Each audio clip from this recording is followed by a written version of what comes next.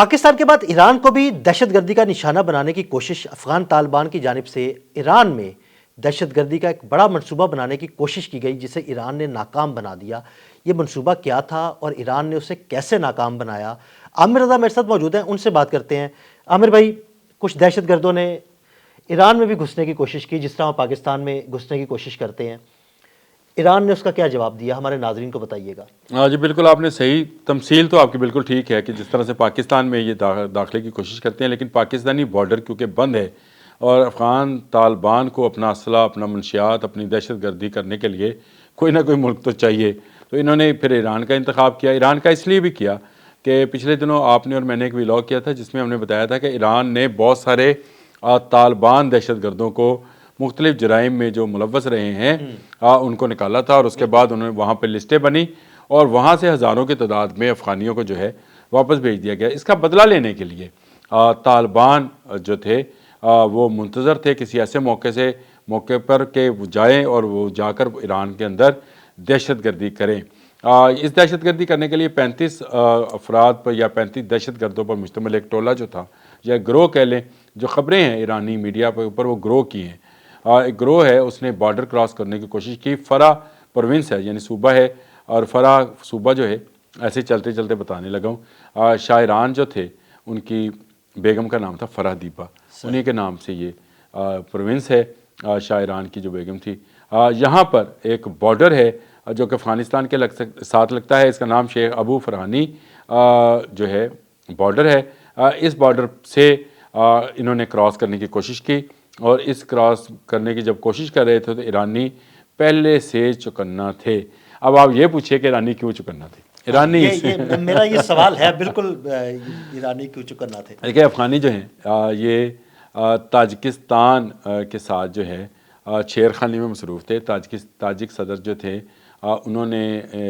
جو ہے رشینز کو انوالو کیا تھا، اور اب بارڈرز پر، اس طرف کے بارڈرز پر جو کہ ان کا شمالی علاقہ ہے، وہاں پر دو قسم کی سرویلنس ہے۔ گراؤنڈ سرویلنس جو ہے وہ NRF کرتی ہے، نیشنل ریزسٹنٹ فرنٹ والے کرتے ہیں، اور اس پر ہم نے ایک پورا ولاگ کیا تھا۔ میں نے آپ کو بتایا تھا کون سے راستے ہیں جس کو طالبان استعمال کر کے ایران میں داخل ہو سکتے ہیں، وہی راستے استعمال کیے، لیکن اس بار کیونکہ رشینز پہرے پہ تھے، اور رشینز جو کہ ان کے ڈرونز اور ان کی سرویلنس سسٹمز ہیں جو سیٹلائٹ بیس ہیں، انہوں نے اطلاع دی کہ اس طرح کا ایک گروہ جو ہے پہاڑی رستوں کے اندر سے، پہاڑی دروں کے اندر سے ہوتا ہوا ایران میں داخلے کی کوشش کر رہا ہے۔ یہ وہ بات تھی جس کو لے کر ایرانی جو security forces, border security forces ہیں، انہوں نے اس کو گھیر لیا، اور گھیرنے کے بعد ان 35 لوگوں میں سے جو ہے 10 کو جو ہے موقع پر ہی ہلاک کر دیا، 2 گمشدہ ہیں۔ کچھ افغان میڈیا اس کو 12 افراد بھی بتا رہے ہیں، لیکن جو طالبان ذرائع ہیں ان کے حساب سے 10 ہی ہیں، اور باقی جو ہیں اپنی جان بچانے میں، یعنی 23 کے قریب جو لوگ ہیں وہ اپنی جان بچانے میں کامیاب ہوئے۔ لیکن لیٹسٹ اطلاع یہ ہے کہ یہ 23 کے 23 بھی گھیرے میں ہیں، یعنی یہ 35 کے 35 ہی مارے جائیں گے۔ 23 کن کے گھیرے میں ہیں؟ ان کے جن کا ایران کی بارڈر کے ساتھ ساتھ میں نے پہلے ذکر کیا NRF والے، نیشنل ریزسٹنٹ فرنٹ والے، 5000 کی وہ فورس ہے۔ یعنی یہ آگے جائیں گے تو ایرانی فورسز کے ہاتھوں مریں گے، پیچھے آئیں گے تو ان کے ہاتھوں مریں گے۔ مزے کی آپ کو ایک بات بتاؤں، یہ جو میں نے آپ کو پہلے بھی بتایا تھا، یہ ایک روڈ بنا رہے تھے انڈینز، یہ وہ راستہ ہے جو NRF کے پاس نہیں ہے۔ یہاں سے ہو کر وہ درے ہیں، اور انڈین، آپ اب اندازہ کریں کہ انڈیا کیسے کیسے خطے میں دہشت گردی کو پروموٹ کرنے کے لیے کیا کیا کام کرتا ہے۔ اس روڈ کو بنایا جا رہا تھا کہ یہ چابہار کی بندرگاہ استعمال کر سکیں۔ افغانستان والے چابہار کی بندرگاہ آپ کو پتہ ہے کہ یہ بھارتی کنٹرول میں آنی تھی، جب بن جانی تھی، بھارت اس پر اچھے خاصے پیسے جو ہے صرف کر چکا ہے، لیکن اب اس پر پابندیوں کے بعد وہ چابہار کی بندرگاہ کا خواب بھی جو ہے وہ پورا نہیں ہوا۔ لیکن اب دہشت گردی جو ہے ایران میں داخل کرنے کی کوشش کی گئی ہے۔ 35 لوگ تھے، تعداد میں نے آپ کو بتا دی کہ جو کنفرم کر رہے ہیں افغان میڈیا کے لوگ وہ 12 کا اور کچھ 10 کا کر رہے ہیں، لیکن یہ 35 کے 35 ہی دہشت گرد مارے جائیں گے۔ یہ ایک بڑا نقصان ہوگا ان گروہوں کو، ان جتھے داروں کو، ان دہشت گرد عناصر کو جو کہ ہر ملک کے اندر کوئی نہ کوئی دور اندازی ہر وقت کرتے رہتے ہیں۔ افغانستان کو چاہیے تو یہ تھا کہ پاکستان سے اگر ٹریڈ بند ہوتی ہے تو ایران کے ساتھ اپنے تعلقات کو بہتر کرتے، تاکہ ایران افغان ٹریڈ جو ہے وہ شروع ہوتی، لیکن بدنصیبی کہ ان کے دماغوں میں ان کے سروں میں دماغ نہیں ہے، بد نصیبی ہے یہ بد نصیبی ان کی نہیں ہے، یہ تو خیر نہیں عامر بھائی، میں آپ کی بات یہاں پہ جو ہے نا، وہ ان کے سروں میں دماغ نہیں، ان کے سروں میں دماغ ہے، لیکن وہ چلتا صرف دہشت گردی کے لیے ہے۔ الٹا ہے لیکن بد نصیبی ان افغان عوام کی ہے جو اس وقت پس رہے ہیں اور غربت میں، اور ان کو جہالت میں پیسا جا رہا ہے، ان کو غربت میں پیسا جا رہا ہے، ان کو بیماریوں کے اندر مارا جا رہا ہے، ان کے پاس ادویات نہیں ہیں، ان کے پاس کھانے کے لیے خوراک نہیں ہے، پہننے کو کپڑے نہیں ہیں، شدید موسم شروع ہو چکا ہے۔ اور آپ دلچسپ بات یہ ہے کہ یہ جتنے دہشت گرد ہیں یہ انتخاب ہی شدید موسم کا کرتے ہیں۔ ہاں جی، یعنی جتنا شدید موسم ہوگا ان کے خیال میں جو ریگولر فورسز ہوتی ہیں، جو افواج ہوتی ہیں، وہ شاید اپنی آنکھیں بند کی ہوتی ہیں۔ یہ اس وقت آنکھیں بند رہی ہیں جب افغانستان کے تعلقات بہت اچھے رہے اپنے ارد گرد کے ہمسایہ ممالک کے ساتھ، لیکن جب سے طالبان عبوری گورنمنٹ آئی ہے، اس نے ہر ملک کے ساتھ کوئی نہ کوئی ایسا جو چھیڑخانی کا سلسلہ ہے شروع کر رکھا ہے کہ اب سب طرف سے ان کو مار پڑے گی۔ اب موسم شدید ہو، معتدل ہو یا بہار ہو، ان کے لیے خزاں لکھ دی گئی ہے، اور ان کی خزاں جو ہے وہ شروع ہے، اور اس کا آغاز جو ہے یہ پاکستان سے ہوا۔ تاجکستان دوسرے نمبر پر آیا جس نے اب رشینز کو بلا لیا ہے، تیسرے نمبر پر ایران ہے جس نے ان کے 10 لوگ جو ہیں مار دیے، 10 دہشت گرد، اور 2 لوگ جو ہیں لاپتہ ہیں۔ اب چوتھی باری کس کی ہے؟ وہ ہے چین کی، کیونکہ چین بھی تہیہ کیے بیٹھا ہے کہ وہ اپنے ملک کے اندر 5 بندے ان کے مار دیے، ان کے 5 بندے مارے گئے ہیں، 3 ایک حملے میں، 2 ایک حملے میں۔ چائنیز نے ساری جو اپنے لوگ ہیں، جو انجینئرز ہیں، جو کارکن ہیں، ان کو کہا ہے کہ وہ اپنے یہاں سے نکل جائیں اور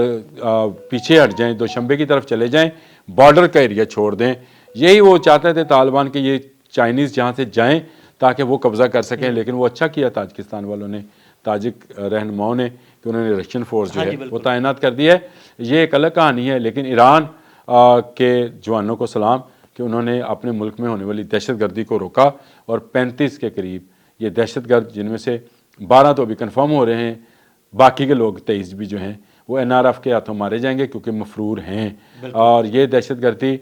روکنے کا ایک بڑا فائدہ یہ ہوگا کہ افغان طالبان کے متعلق اگر کسی کے دل میں کوئی ہمدردی تھی، نرم گوشہ ہمدردی ہے، وہ بھی ختم ہو جائے، وہ بھی ختم ہو جاتی ہے، کیونکہ طالبان جو ہیں، یہ آپ نے ایک جملہ استعمال کیا تھا کہ خطے کے بدمعاش، یہ خطے کے بدمعاش بننا چاہتے تھے، اور یہ پوری دنیا میں دہشت گردی پھیلانا چاہتے لیکن یہ خطے کے بدماش اب ہر طرف سے چپیڑے کھائیں گے۔ ہاں یہ بات ٹھیک ہے کہ ان کا مقابلہ اب ان زبردست لوگوں سے ہوا۔ دیکھیں 3 چیزیں یاد رکھیے گا۔ افغانستان کے بارے میں بہت سارے لوگ کہتے ہیں کہ یہ ناقابل فتح ہے۔ افغانستان کو ایک تو یہ بہت سارے ممالک نے اس کو فتح کیا، بہت سارے جرنیلز نے اس کو فتح کیا، جتنے جرنیلز ہندوستان کو کیا، اس کو رونتے ہوئے آگے نکل گئے۔